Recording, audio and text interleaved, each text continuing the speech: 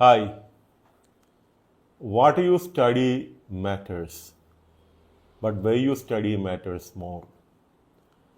ഇത് എല്ലാവർക്കും വളരെയധികം ഉപകാരപ്പെടുന്നൊരു കണ്ടൻ്റാണ് ഈ വീഡിയോയ്ക്ക് ഇതിന് ഉൾപ്പെടുത്തിയിട്ടുള്ളത്.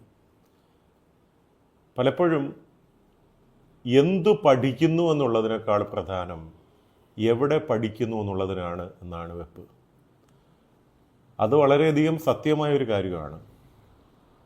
എക്സാമ്പിളായിട്ട് നമ്മളെപ്പോഴും ട്രെൻഡുകളുടെ പിന്നാലെ പായുന്ന മനുഷ്യരാണ്.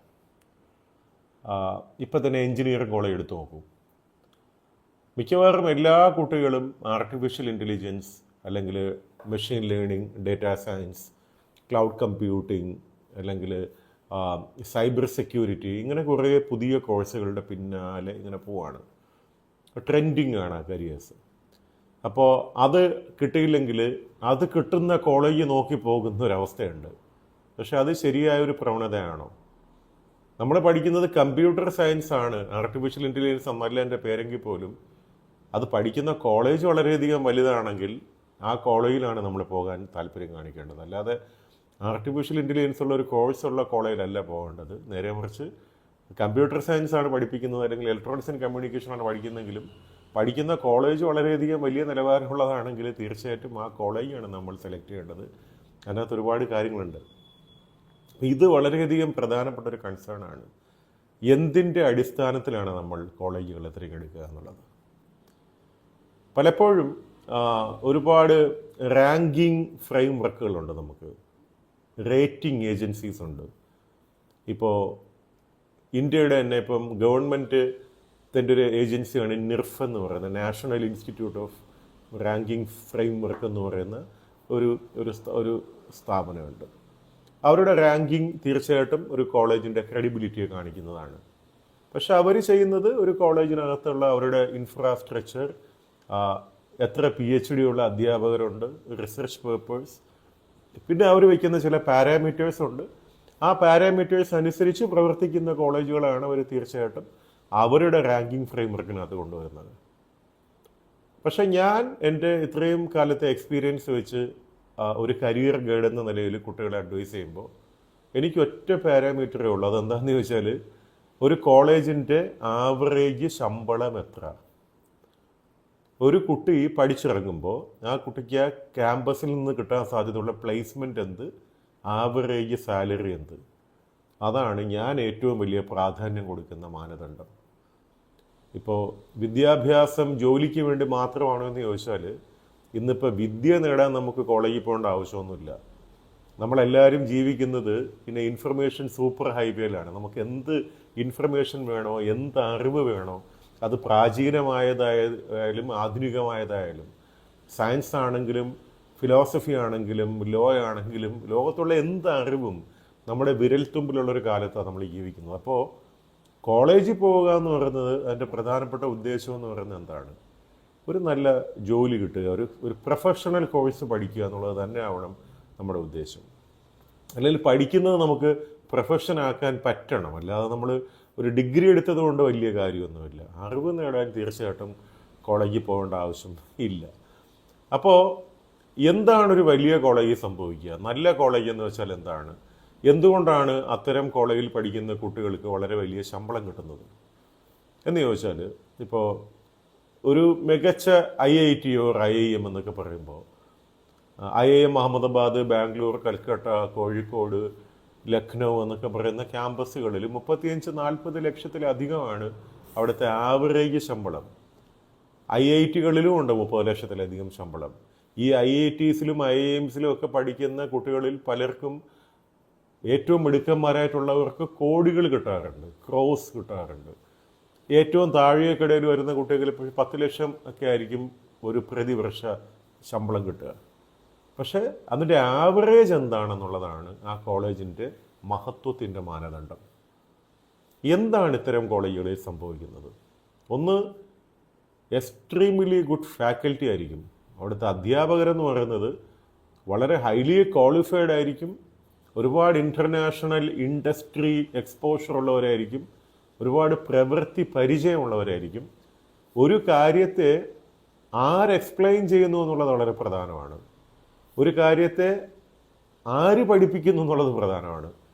ഒരുപാട് ഇൻഡസ്ട്രി എക്സ്പോഷറുള്ള ഒരാൾ, ഒരുപാട് ഇൻ്റർനാഷണൽ എക്സ്പോഷറുള്ള ഒരാൾ ഒരു മാനേജ്മെൻറ്റ് പഠിപ്പിക്കുമ്പോൾ അല്ലെങ്കിൽ ഒരു ടെക്നോളജി പഠിപ്പിക്കുമ്പോൾ അദ്ദേഹം നമ്മളെ ഓറിയൻറ്റ് ചെയ്യുന്ന ഒരു രീതി വളരെ വ്യത്യാസമാണ്. അത് ഒരു പക്ഷേ നമ്മുടെ സാധാരണ ഒരു കോളേജിൽ പോകുമ്പോൾ ഒരു അധ്യാപകനോ അധ്യാപികയോ പഠിപ്പിക്കും പോലെ ആയിരിക്കത്തില്ല അത്.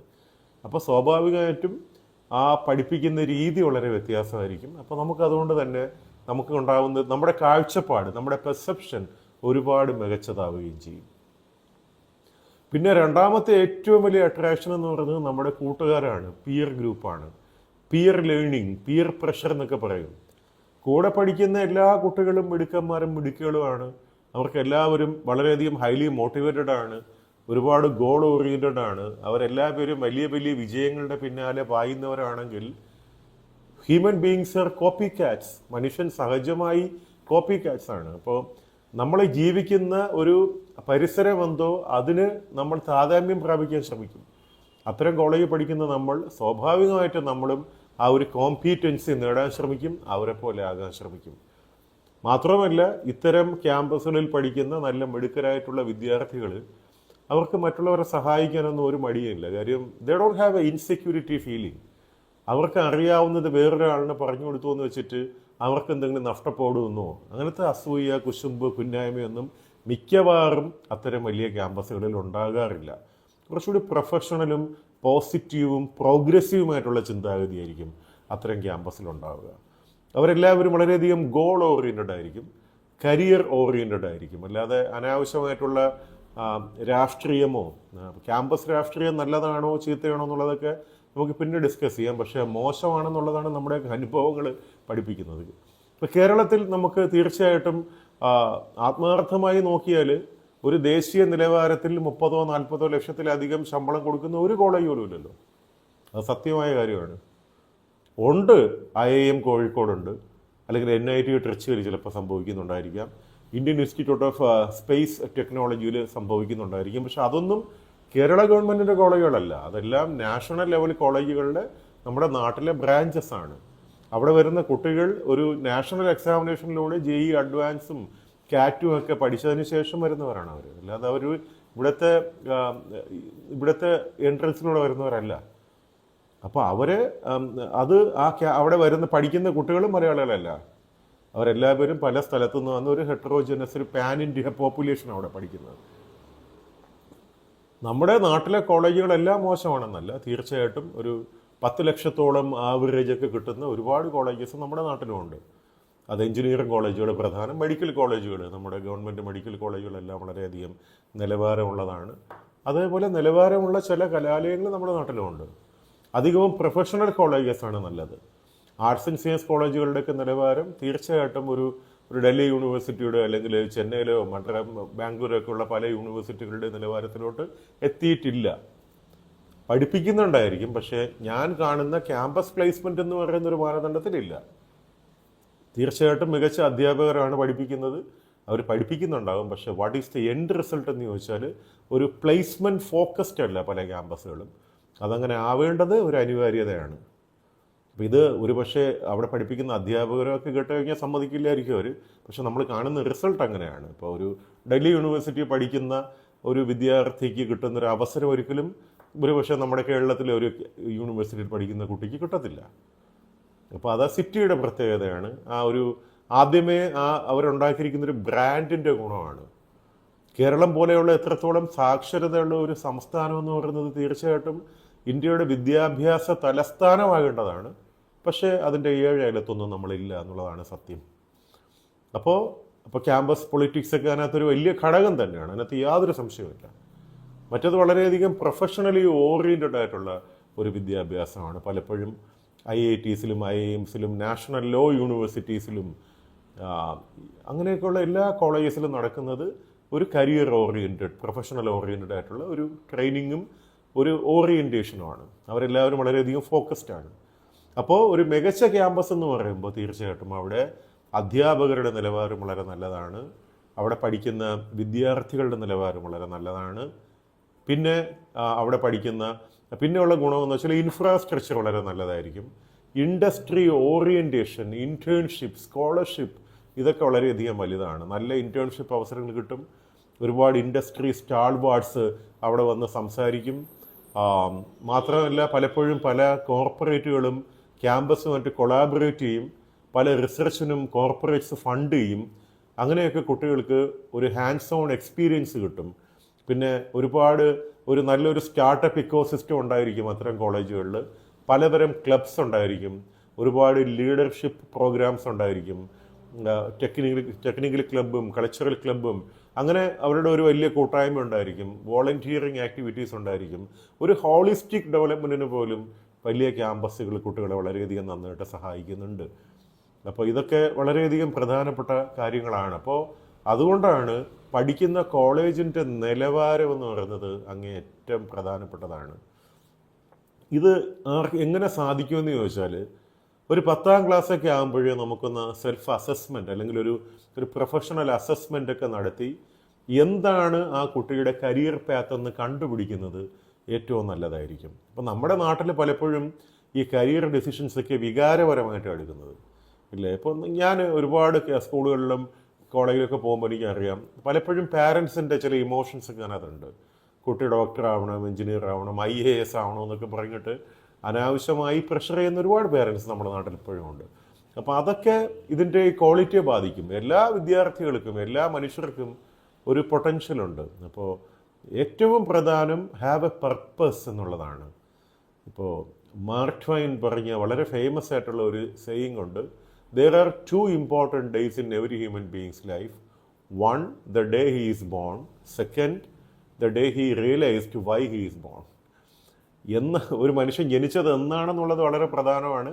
എന്തിനാണെന്ന് തിരിച്ചറിയുന്ന ദിവസവും വളരെ പ്രധാനമാണ്. അപ്പോൾ എന്തിനാണെന്ന് തിരിച്ചറിവുണ്ടാകുമ്പോൾ will have a purpose. What is a purpose of this birth എന്ന് നമുക്ക് തോന്നിക്കഴിഞ്ഞാൽ then you can channelize all your energies to that purpose and create a synergy എന്ന് പറയും.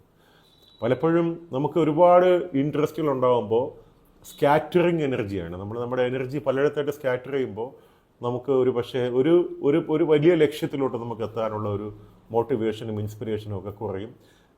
അത് വളരെയധികം ശ്രദ്ധിക്കേണ്ട കാര്യമാണ്. അപ്പോൾ have an idea, breathe that idea, speak that idea, walk that idea, be that idea എന്ന് അല്ലേ ഇപ്പോൾ സ്വാമി വിവേകാനന്ദനൊക്കെ പറഞ്ഞിട്ടുള്ള ഒരു ആശയമാണത്. ഹാവ് എൻ ഐഡിയ എന്ന് പറയുന്നതാണ്. അപ്പോൾ അതാണ് പർപ്പസ് എന്ന് പറയുന്നത്. നമ്മൾ ആകേണ്ടതൊരു നിയമജ്ഞനാണോ, അതൊരു രാഷ്ട്രതന്ത്രജ്ഞനാണോ, ഫിലോസഫറാണോ, മങ്കാണോ, അല്ലെങ്കിൽ സ്പിരിച്വൽ ലീഡറാണോ, എൻജിനീയറാണോ, ഡോക്ടറാണോ, അല്ലെ ഗായകനാണോ, നർത്തകനാണോ, അല്ലെങ്കിൽ മറ്റെന്തെങ്കിലും കരിയറാണോ, ചിത്രകാരനാണോ എന്നുള്ളതൊക്കെ തിരിച്ചറിയുക എന്നുള്ളൊരു വലിയ കാര്യമുണ്ട്. തിരിച്ചറിഞ്ഞു കഴിഞ്ഞാൽ പിന്നെ നമ്മൾ തീർച്ചയായിട്ടും അതിൻ്റെ കോമ്പറ്റേറ്റീവ് എക്സാമിനേഷൻസ് എഴുതിയിട്ട് അതിൻ്റെ നാഷണൽ ഇൻ്റർനാഷണൽ ലെവൽ ഇൻസ്റ്റിറ്റ്യൂട്ടുകളിൽ പഠിച്ചതിന് ശേഷം നമുക്ക് വളരെ വലിയ ഉയരത്തിലെത്താൻ പറ്റും. അപ്പോൾ എല്ലാവർക്കും അതൊക്കെ സാധ്യമാണ്. എന്തു പഠിക്കാനും ദേശീയ നിലവാരത്തിലുള്ള ധാരാളം ഇൻസ്റ്റിറ്റ്യൂഷൻസ് ഉണ്ട്. ചിലവ നമ്മുടെ നാട്ടിലുമുണ്ട്. ഇപ്പം കേരളത്തിലെ എഞ്ചിനീയറിംഗ് കോളേജുകൾ എടുത്തു പറയേണ്ടതാണ്. ഇപ്പം ട്രിവാൻഡ്രത്തെ CET, കൊല്ലത്തെ TKM കോളേജ് ഓഫ് എഞ്ചിനീയറിംഗ്, പിന്നെ കോട്ടയത്തെ RET, regional institute of technology RIT, പിന്നെ തൃക്കാക്കര എറണാകുളത്ത് മോഡൽ എഞ്ചിനീയറിംഗ് കോളേജ്, തൃശ്ശൂരെത്തുമ്പോൾ government engineering college Thrissur, Palakkad NSS college Palakkad, ഇപ്പുറത്ത് കോതമംഗലത്ത് Mar Athanasius college, government engineering college Kozhikode. ഇതൊക്കെ വളരെ നിലവാരമുള്ള കോളേജസാണ്. അവിടെ പഠിക്കുന്ന കുട്ടികൾക്കൊക്കെ അത്യാവശ്യം നല്ല സാലറിയൊക്കെ കിട്ടുന്നുണ്ട്. പിന്നെ പലപ്പോഴും നമ്മുടെ നാട്ടിലൊരു വിചാരമുണ്ട്, മദ്രാസിൽ പോയാൽ നല്ലതായിരിക്കും, അല്ലെങ്കിൽ ബാംഗ്ലൂർ പോയാൽ നല്ലതായിരിക്കും. അങ്ങനെയല്ല. നമ്മൾ പോകുന്നത് മദ്രാസിലാണോ ബാംഗ്ലൂരാണോ ഡൽഹിയിലാണോ എന്നുള്ളതല്ല പ്രധാനം.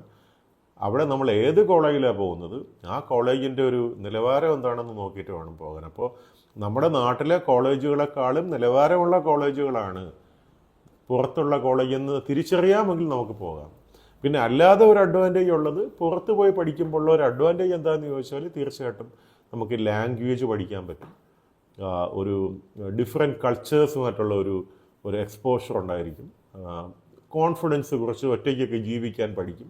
അപ്പോൾ അങ്ങനെയൊക്കെയുള്ള കുട്ടികൾക്ക് അത് പോസിറ്റീവായി ഭവിക്കാം, നെഗറ്റീവായും ഭവിക്കാം. അപ്പോൾ ഇതൊക്കെ നമ്മൾ നോക്കിക്കണ്ട് ചെയ്യേണ്ട കാര്യങ്ങളാണ്. പിന്നെ പലപ്പോഴും ഇപ്പോൾ വിദേശത്തൊക്കെ പഠിക്കാൻ ആഗ്രഹിക്കുന്ന കുട്ടികൾ, PGക്ക് വിദേശത്ത് പഠിക്കാൻ ആഗ്രഹിക്കുന്ന കുട്ടിയാണെങ്കിൽ ഒരു പക്ഷേ അവർ തമിഴ്നാട്ടിലോ അല്ലെങ്കിൽ കർണാടകയിലോ ഒക്കെ പോയി ഭീമമായ ഫീസ് കൊടുത്ത് പഠിക്കേണ്ട ആവശ്യമില്ല.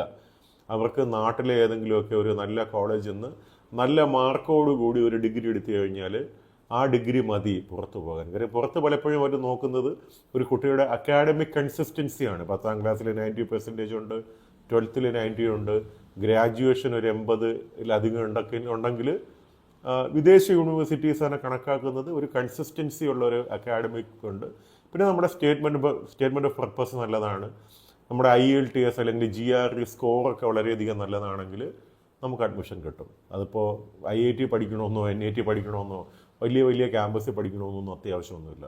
തീർച്ചയായിട്ടും IITക്കും ഒക്കെ ഒരു വെയിറ്റേജ് ഉണ്ട് വിദേശത്ത് പോലും. പക്ഷേ എങ്കിലും ഇത്തരം മാനദണ്ഡങ്ങൾ, നമ്മുടെ മാർക്ക് കൺസിസ്റ്റൻസിയാണ് നോക്കുന്നത്, സ്റ്റേറ്റ്മെൻറ്റ് ഓഫ് പർപ്പസ് ആണ് നോക്കുന്നത്, GREക്ക് കിട്ടുന്ന സ്കോറാണ് നോക്കുന്നത്, നമ്മുടെ ഇൻഡസ്ട്രി ഓറിയൻറ്റേഷനാണ് നോക്കുന്നത്, നമ്മൾ ഏതെങ്കിലുമൊക്കെ പ്രോജക്ട്സ് ചെയ്തിട്ടുണ്ടെങ്കിൽ, നമ്മൾ നല്ല ഇൻറ്റേൺഷിപ്സ് ചെയ്തിട്ടുണ്ടെങ്കിൽ തീർച്ചയായിട്ടും നമ്മുടെ CV-യുടെ വാല്യൂ കൂടും. പിന്നെ എന്തുകൊണ്ടാണ് നമ്മളൊരു ബ്രാൻഡഡ് കോളേജ് തിരഞ്ഞെടുക്കാനുള്ള പ്രധാനപ്പെട്ട കാര്യം എന്ന് വെച്ചാൽ അത് ബ്രാൻഡ് തന്നെയാണ്. Education is A branding also. പലപ്പോഴും നമ്മുടെ ക്വാളിഫിക്കേഷൻ ഒരു ബ്രാൻഡിങ് ആണ്, ക്വാളിഫിക്കേഷനേക്കാളും വലിയ ബ്രാൻഡിങ് ആണ് ക്യാമ്പസ്. ഇപ്പോൾ ഒരാൾ IIT പഠിച്ചു, IIMൽ പഠിച്ചു, IB ലീഗിൽ പഠിച്ചു എന്ന് പറഞ്ഞാൽ ബയോഡേറ്റയ്ക്കകത്ത് സ്റ്റാൻഫോർഡ് ഉണ്ട്, ഹാർവാർഡ് ഉണ്ട്, യെയിലുണ്ട്, ഇല്ലേ, അല്ലെങ്കിൽ മെസാച്യുസെറ്റ് ഉണ്ട്. ഇതൊക്കെ ഇങ്ങനെയുള്ള വലിയ വലിയ ക്യാമ്പസുകൾ നമ്മുടെ ബയോഡേറ്റയ്ക്കകത്തുണ്ടെങ്കിൽ നമ്മുടെ ഇമേജും നമ്മുടെ ബ്രാൻഡും നമ്മുടെ അവസരങ്ങളും ഒരുപാട് വലുതാണ്, അതിനകത്ത് സംശയമൊന്നുമില്ല. അപ്പോൾ ഇതൊക്കെ വളരെ റിയലിസ്റ്റിക് ആയിട്ടുള്ള ഡ്രീമാണ്. പലപ്പോഴും നമ്മുടെ നാട്ടിലിപ്പോൾ സിവിൽ സർവീസ് എഴുതിയെടുക്കണമെന്ന് പറഞ്ഞാൽ that is N unrealistic dream for many. കാര്യം ലക്ഷക്കണക്കിന് 10-12 ലക്ഷം പേര് അപ്ലൈ ചെയ്യുന്നു, 7-8 ലക്ഷം പേര് എഴുതുന്നു. അതിനകത്ത് 100ാമത്തെ റാങ്കിങ് വന്നാൽ മാത്രമേ IAS ഒക്കെ കിട്ടത്തുള്ളൂ. അപ്പോൾ കിട്ടില്ല എന്നല്ല പറയുന്നത്, പക്ഷെ അതൊരു ഭയങ്കര ബുദ്ധിമുട്ടുള്ള പ്രോബബിലിറ്റി വളരെയധികം കുറഞ്ഞ പരീക്ഷയാണ്. പക്ഷെ നേരെ മറിച്ച് IITയിൽ പോകണം, IIMൽ പോകണം, അല്ലെങ്കിൽ IB ലീഗ് പോകണമെന്നൊക്കെ പറഞ്ഞാൽ വളരെയധികം സിസ്റ്റമാറ്റിക്കായിട്ട് സ്റ്റഡി ചെയ്യുന്നൊരു കുട്ടിക്ക് പ്രോബബിലിറ്റി കൂടിയ കാര്യങ്ങളാണ് അതൊക്കെ. അപ്പോൾ ഈ തിരിച്ചറിവ് നമുക്ക് വേണം. അപ്പോൾ എന്തു പഠിക്കുന്നു എന്നതിനേക്കാൾ പ്രധാനം എവിടെ പഠിക്കുന്നു എന്നുള്ളതിനാണ്. ആർട്ടിഫിഷ്യൽ ഇൻ്റലിജൻസും മെഷീൻ ലേണിങ്ങും ഒക്കെ നമുക്ക് ആവശ്യം തന്നെയാണ്. അത് ഏത് തൊഴിൽ ചെയ്യുന്നവരായാലും അവർക്ക് എല്ലാവർക്കും ഇതെല്ലാം നമ്മളിപ്പോൾ ആ ജോലിക്കകത്ത് ഇൻകോർപ്പറേറ്റ് ചെയ്യേണ്ടതുണ്ട്. ഒരുപക്ഷെ മെഡിക്കൽ സയൻസിനകത്തായിരിക്കും ഒരുപാട് ടെക്നോളജി അഡ്വാൻസ്മെൻറ്റ് വരുന്നത്. ഇപ്പോൾ ഡോക്ടേഴ്സ് ഒരുപാട് ടെക്നോളജി അഡോപ്റ്റ് ചെയ്യേണ്ടതുണ്ട്.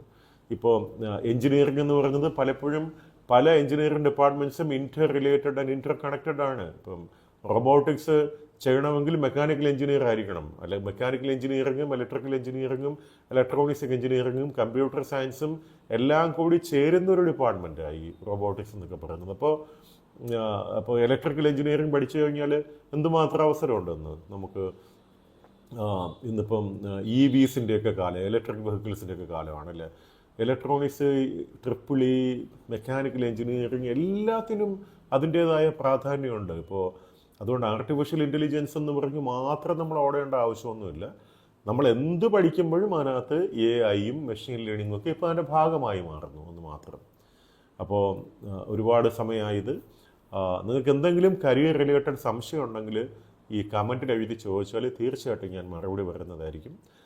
Thank you so much for watching me. See you again with another video.